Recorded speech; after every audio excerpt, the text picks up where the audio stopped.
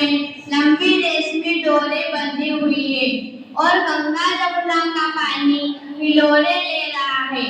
इसी दिनों में रणुबाई को उनके ससुर जी लेने आते हैं, तो रणुबाई के पिताजी कहते हैं कि बेटी, पहली बार तुम्हें तुम्हारे ससुर जी लेने आए हैं और वे सफेद घोड़े पर सवार होकर आए थे। तो रणुबाई कहते हैं कि पिताजी, इस बार उन्हें मना कर दीजिए, हम फूल और पत्तियों का खेल खेलेंगे। इसी प्रकार दूसरी बार जेठ जी एवं तीसरी बार देवर जी आते हैं, तो रणुबाई किसी के साथ भी नहीं जाती। फिर चौथी बार स्वयं स्वामी जी हर्षवाणी घोड़े पर सवार होकर आते हैं, तो रणुबाई फिर वही बात कहती है कि पिताजी, मुझे नहीं जाना है। तो रणुबाई के पिताजी कहते हैं, बेटी, तुम्हारे ससुर, जेठ, देवर सभी वापस लौट गए और ये हंडावंशी कुंवर कन्हैया ये तुम्हें वापस लिए बिना नहीं जाएंगे।